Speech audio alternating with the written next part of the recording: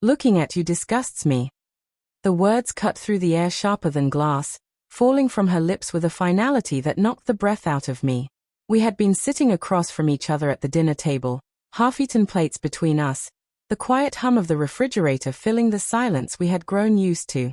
And then, those 7 words. I stared at her, fork slipping from my hand, clattering against the plate. My chest tightened as if the whole room had collapsed inward. "Say that again," I whispered, though I already knew she meant it. She leaned back, eyes cold, lips curled in something between anger and contempt. "I'm done pretending, Daniel. You make me sick." And for the first time in months, maybe years, I didn't argue, didn't beg, didn't question. I just nodded. "Good," I said softly, "because pretending is over." She blinked, as if she hadn't expected me to fight back with calm. A flicker of something crossed her face. Fear? Guilt? Before it vanished under a mask of defiance. But inside me, a storm was tearing everything apart. For weeks I had ignored the signs. The late nights at work. The sudden need for privacy, locking her phone when she used to leave it face up. The way she pulled away when I touched her, as though my hand burned her skin. I had buried my doubts under excuses, stress, hormones, exhaustion. Anything but the truth. But when a woman looks you in the eye and says you disgust her, there are no excuses left. That night, she went to bed without another word. I stayed in the living room, staring at the shadows stretching across the walls, my mind a carousel of memories and betrayals. I thought of the first time I saw her, sunlight catching in her hair. The nights she fell asleep on my chest. The promises we whispered on our wedding day. All of it felt like a cruel joke now. At some point, I must have dozed off on the couch. I woke to the vibration of my phone against my chest. It was her brother. 1:47 a.m. His name lit up the screen. I hesitated, then answered. "Hello." His voice came fast, panicked. "Daniel, what the hell did you do?" "She just called me crying. She said you know." The words hit me like a punch. My throat tightened.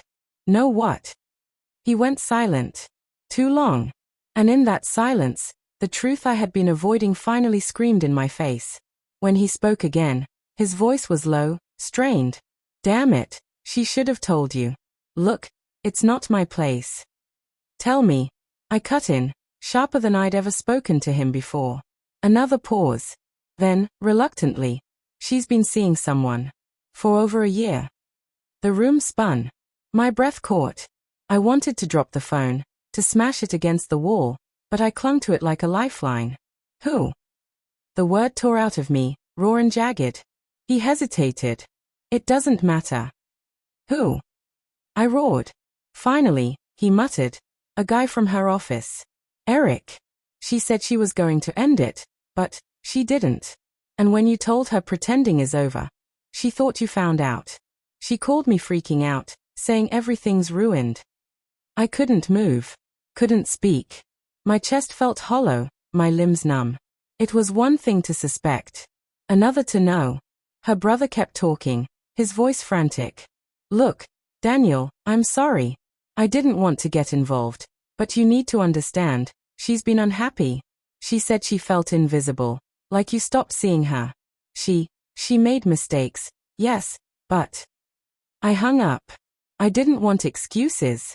I didn't want motives. I wanted my wife back, the woman who once looked at me like I was her whole world.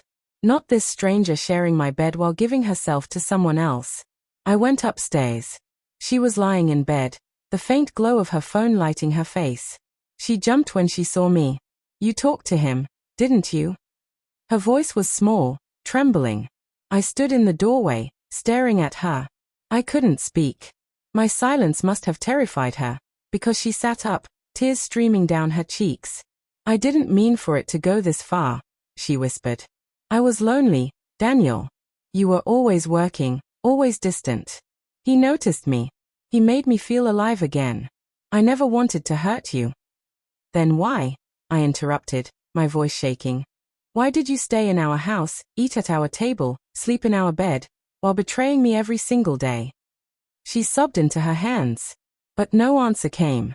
The betrayal seeped into every corner of me. I wanted to rage, to destroy something, to make her feel even a fraction of the agony tearing me apart. Instead, I sank into the chair across from her, burying my face in my hands. "Tell me one thing," I said, my voice muffled. "Did you ever love me? Or was it all just pretending?"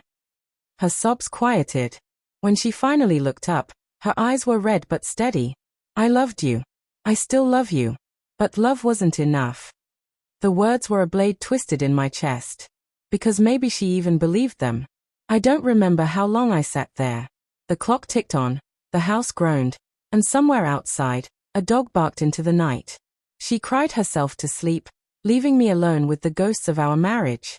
By morning, I had packed a bag. She woke as I zipped it shut. Her voice cracked. "Where are you going?" I met her gaze one last time.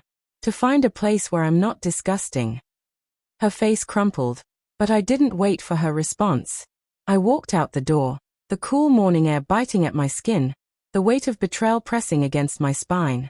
Her brother called again as I drove away. I didn't answer, because in that silence, I had finally found clarity. Pretending was over. For her. For me. For us.